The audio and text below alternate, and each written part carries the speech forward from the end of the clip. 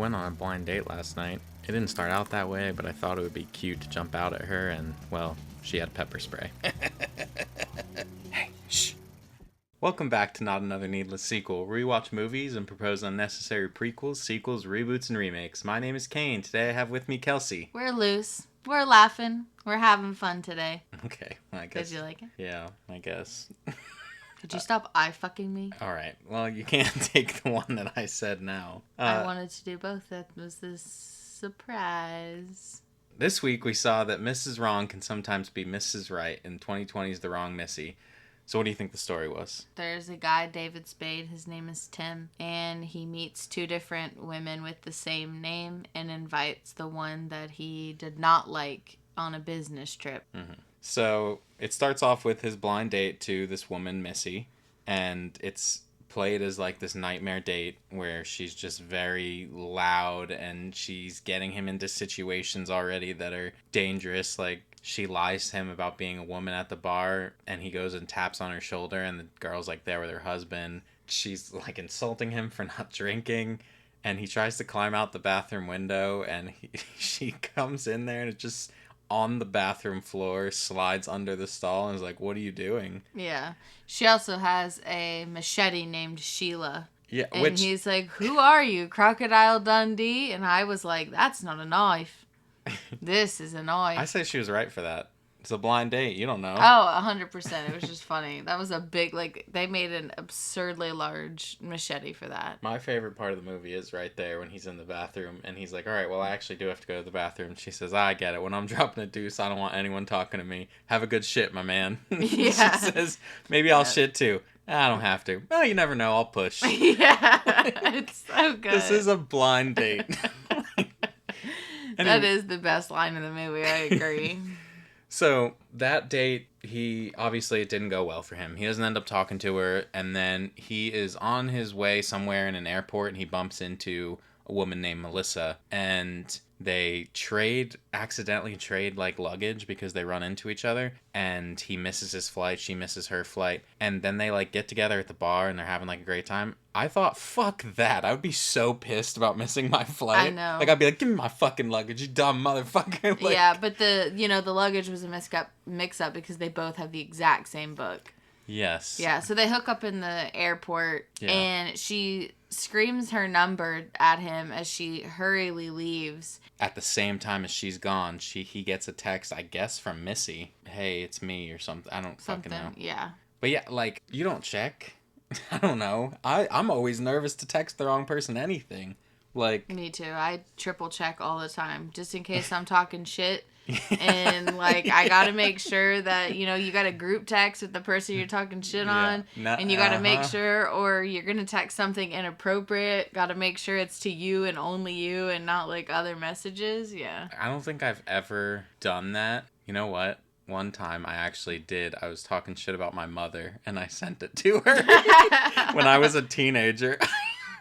I was texting a friend and I sent it to her. I was able to play it off, but fuck, I was just like, this bitch.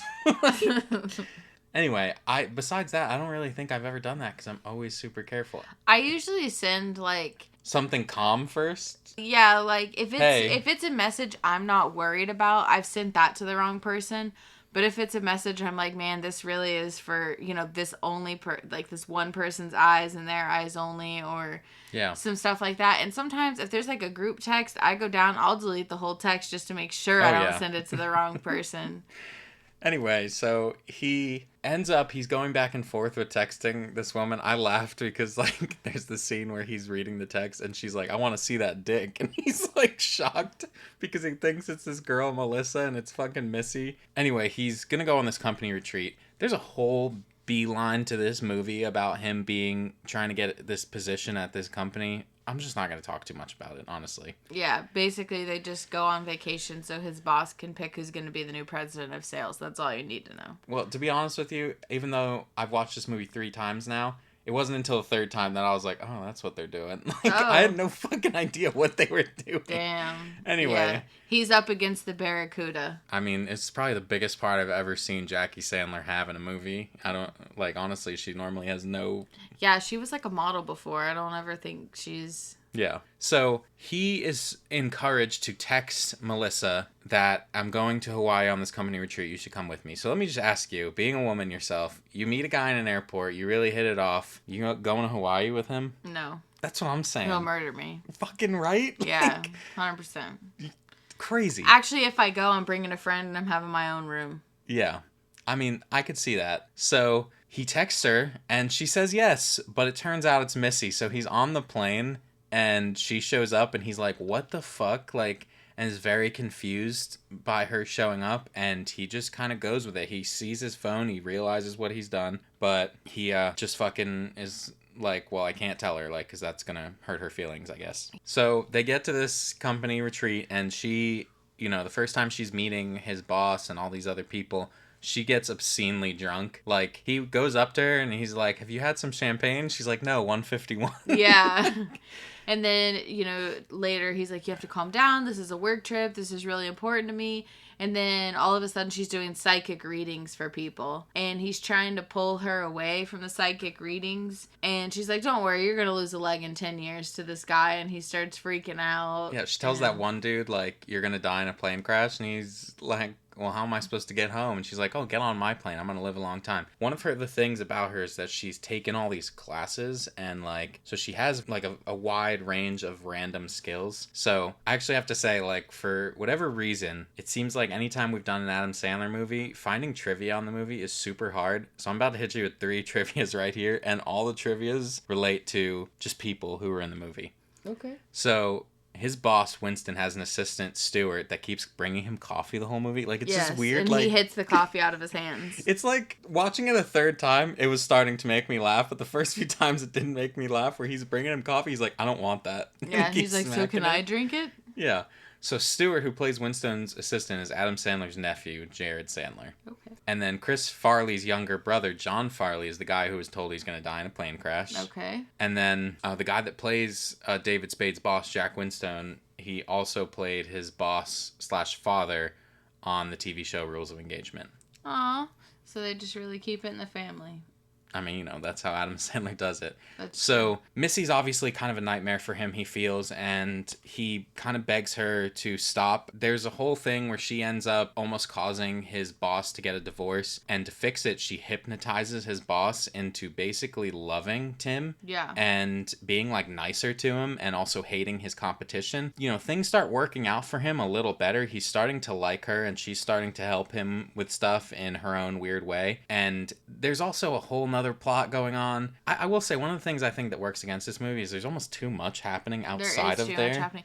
Also, like, Tim's ex-fiancé is there, yes, who's played by Sarah Chalke. And they only broke up because she cheated on him with another guy that works at the company who's on the sales team for the Barracuda, which is played by Adam Sandler's wife. And she just all of a sudden talks about missing him, and they're going to have a threesome, basically. Yeah, because Missy's like, I can tell that you guys still have, like, the sexual tension is the only way to deal with it. And him and Missy just ended up having sex, and Sarah Chalke gets repeatedly hit in the nose. Yeah, they just keep fucking knocking her out, which I was, like, super uncomfortable that they were going to have a threesome to begin with. Mm-hmm. But that's my other piece of trivia I have here, is that when they're having that threesome, the song playing in the background, My Neck, My Back, it's covered by Elle King, daughter of Rob Schneider, which they've been in the news lately because apparently Rob Schneider's been super shitty to her. But good for her for getting her song cover in here. Hell yeah. So, unfortunately, during this time, he's been getting texts from Melissa, the girl that he thought he invited, and he kind of told her, like, hey, I invited this psycho woman instead. And Missy finds out because the Barracuda makes a shitty comment to her about, like, you don't even realize you're not supposed to be here. And she already had, like, this scene where she was suspicious when Tim was getting a text. She was like, who's that? And he, like, makes a joke and says, like, it's my grandma or something. And she reads the text and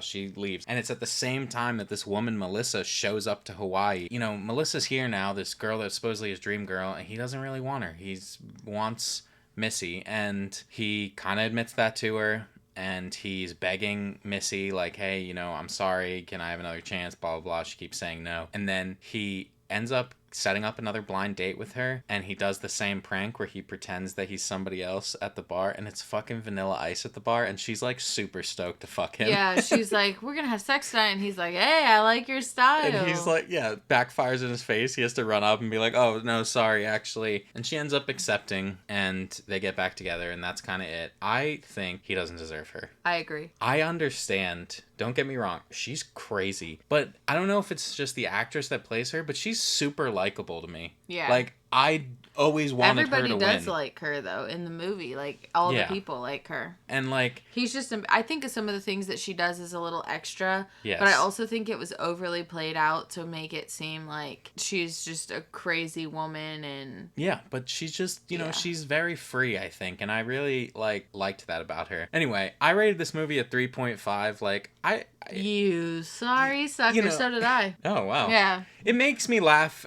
There's some parts of it that like I said, I think are unnecessary. Like, I think the whole thing with his ex-wife just didn't need to be there. I agree. I almost don't care anything about the work retreat. I get that that's kind of how it gets set up, but I think maybe you could have done that in a better way. There's just almost too much shit. There is a lot going on. Just to have, like, I guess enough characters to cover all these people that are in these movies always. But I don't think you needed any of them. I had never seen this woman, as far as I know, Lauren Lapkus, in anything else. But I say she stole the fucking show, and, like, she did a great job, and she's a big reason why I rated this movie what I did, because she did a great job. I agree. Being that this movie all starts with a blind date, I looked up what are some good questions to ask people on a blind date. First, I saw a Cosmopolitan magazine ad that was going to have questions, and then they wanted to charge me to read those questions. I thought that was fucking insane. Yeah, they do that.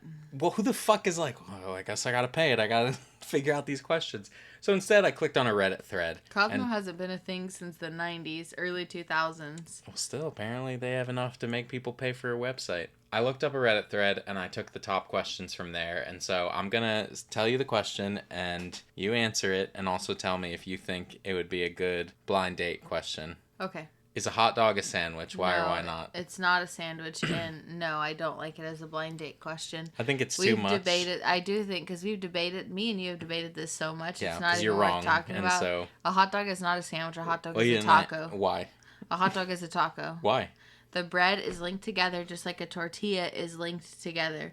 And people can break it in half, but people use hot dog bread as a sandwich bun when they put, like, turkey and stuff on it, but a hot dog itself is a taco. It's not a sandwich. No one makes sandwiches out of hot dog buns on purpose unless you're in the trenches. Well, you know, we've all been there. So I'm just saying, a hot dog's a taco. End of discussion. I win. Thank you. No, not worth it. It's a sandwich. Anyway, what's the most calming image you can conjure in your mind? I don't like that question. It makes I think a it's person too deep, seem like a creep. and also like I'm like, calm down. All right. What? I agree. How about my favorite color? I don't know. What's the most calming conjure in my mind? Sleep. I just rest. Like to think of our vacation to Disney. It was calming to me for whatever reason. It was exhausting, but it was calming. If you could host a dinner party with any historical or influential person or celebrities, dead or alive, who would they be and why? That's a great question. I would answer that. I probably wouldn't be. I could be like, just give me like a couple people. But if someone's like Kim Kardashian, I'd be like, that's a no for me, dog. I just think I'm not good for blind dates, I guess, because I would also be like, can you stop? Can we slow your edgelord roll? I mean, I agree. Because this kind of question, I feel like anybody who asks it, they always want you to say something. It almost seems like an interview question. Yeah, and they always want you to say some shit like... George Washington. Well, no. George Washington, to me, would be, like, almost interesting because I'd be like, hey, like, do you know that you suck? And, like... But they want you to say some shit like Jay-Z so you can get financial advice from him. I don't give a fuck about financial advice from Jay-Z. J.G. Wentworth. 877 cash now. Point is, I hate that question. I'm not even going to answer it with a full list of people because my list of people would be shitty people so I could tell them how much they suck. Yeah. That's who I would pick. I don't know what I would pick. I'd be like, nobody. I want to eat dinner alone, to be honest. I guess it depends. I need more, like, rules about this dinner. Can they leave? Because if they can't leave, then I'm about to lecture people. A presentation per person. Yes. I've brought a PowerPoint actually. Yeah. Okay. What's something you could just talk about for hours and never get sick of, and how did you get into that? Okay, listen. The first part of the question is good. The second part is too far. I think it asks somebody their interests in an interesting way. Yeah, I guess that is a good way, rather than just being like, so what do you do? So what would you say? Ice cream. I would say Spider-Man. Yeah, I knew you would. What was your first CD and what was your first concert? Ooh, what was my first CD? That's a good question. I think that one's not bad. It's very simple. What was my first CD? Pretty sure my first CD was, Genie in a Bottle, maybe? I mean, one that I felt like was mine, I guess, was the Hannah Montana CD. I definitely did have that one, but I feel like Come Clean, Hillary Duff came out before that. Maybe I had that then. Yeah, I think we've talked about this. I think you did. Mine was either Hillary Duff, Come Clean, or Christina Aguilera. I'm a genie in a bottle, baby. You know what I'm talking about? Yeah. I had that CD. Okay, and then your first concert? Was it Maroon 5? What was your first concert? Disturbed. I was writing on the fucking floor level. I was, I don't know, 14, and like a 30 to 40-year-old woman was grinding on me. Actually, I think it was a country concert, but I don't know the band because I had never heard their music before. I just like went with some friends. I don't know who opened for Disturbed besides Seven Dust. They were one of the two bands that opened, and I really liked them. That was the first time I had heard them. Yeah, I went to a country concert at a ballroom where there was only standing room, and it was like $25 a ticket. And I was upset that I had to pay $25 because I'd never heard the music before. Well, this was a bar for me, and I didn't pay for the ticket. My friend's dad did. And also a woman, was crowd surfing, and rather than put down his 2 beers, he just stepped to the side and let her bust her ass, and she got taken out to the hospital. Dang.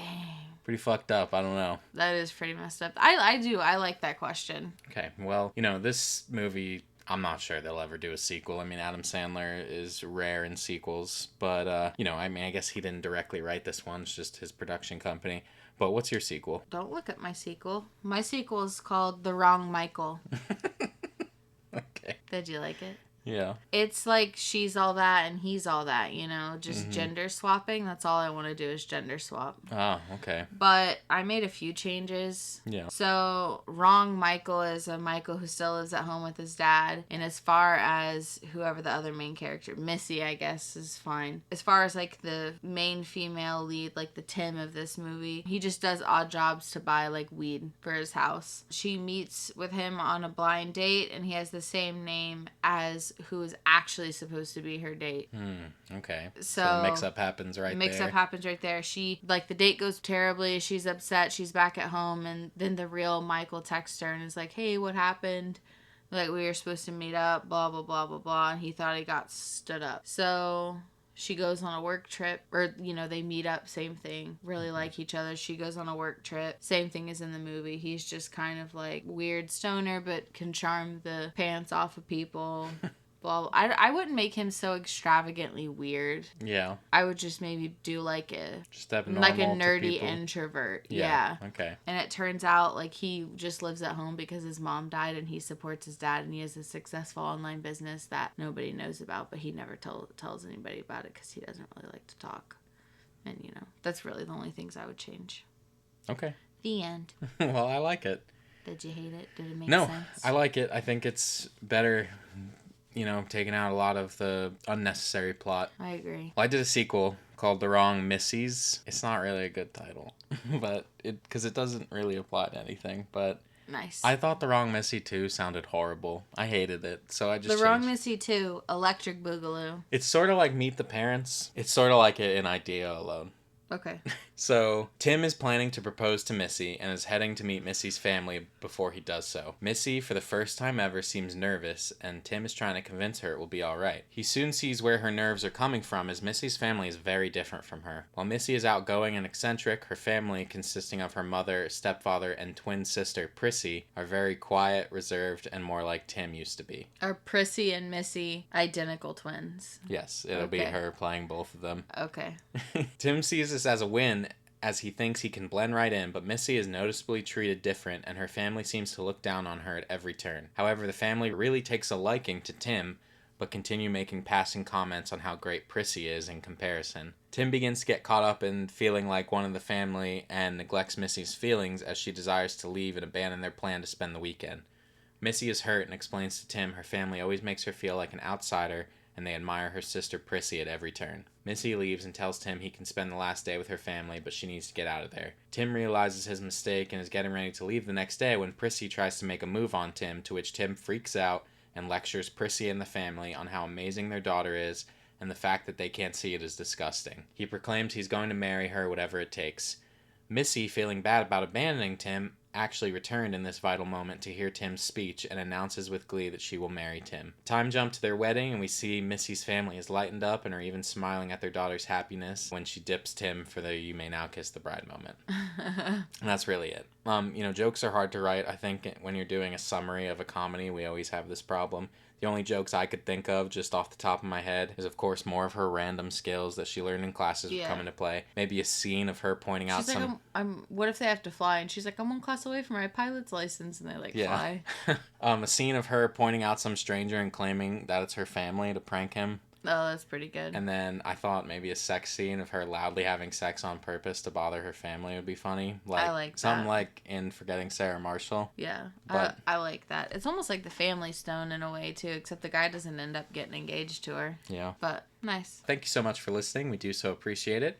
If you want to talk movies with us, you can find us on TikTok, Instagram, Letterboxd, Threads, and Twitter. We are NansPod everywhere. NansPod! If you'd like to vote on whose sequel idea was the best, come by our YouTube channel for the polls, or let us know your idea across our socials with a comment, tweet, or you can reach us at needlesssequel@gmail.com.